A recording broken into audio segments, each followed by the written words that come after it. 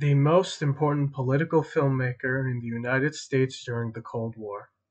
This was said by Randolph Lewis about Emile D'Antonio, which, due to his career from the 60s to the 80s surrounding countercultural events, I have to agree, as his films are critiques of various aspects of American culture or politics. It resulted in a 10,000-page dossier on D'Antonio by the FBI. FBI, open up!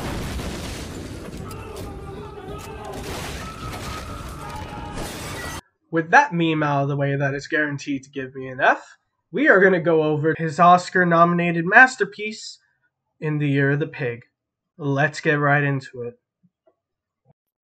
This is the Psychedelic Music Show at AFVN. I'm Army Specialist Zach Johnson. Our APO here is 96309. If you send a request to that number, what we do is we open it like this. When it arrives, we read it, call out that record, and play it on the air.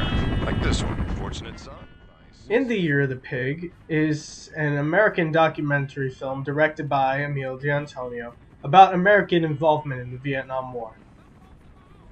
As the court case Schneck versus the United States of 1919 confirmed, the U.S. government is not a fan of those who try and use free speech to go against the will of the government.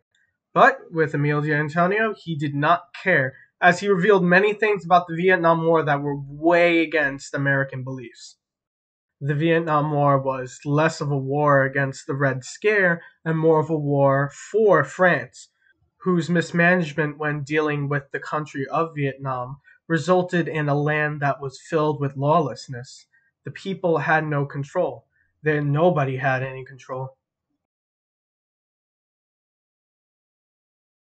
That wasn't until this man right here, Ho Chi Minh, former president of Vietnam, came into the scene and took the country back from the French. This and more is stated in the clip that I'm about to show you from the film.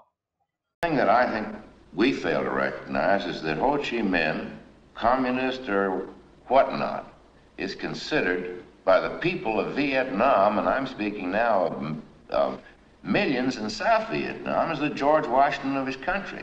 He's the man that they think threw off the French, the colonialism. Just as we had our 1776, they had theirs in the 1940s.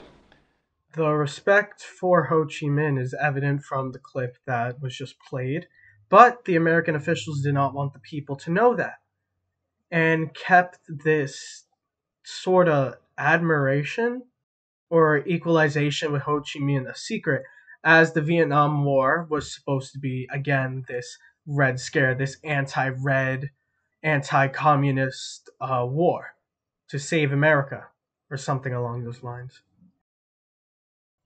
Due to France's lack of control of the country from the beginning, and especially during the rebellion, they had to call upon the United States, who, as we know, has superior firepower, and when it comes to fighting, has almost no morals when compared to our peer countries, as what was used included napalm, literal fire that we would rain down from the skies, a compound of oil and just something sticky. I personally do not know what it is, but it sticks onto trees and lights them on fire as to go against the guerrilla fighting. Again, also with Agent Orange, a gas that is made to irritate the skin to a point where it would boil, to a point where it could kill a person from the inside. That's what we used against people fighting for their freedom.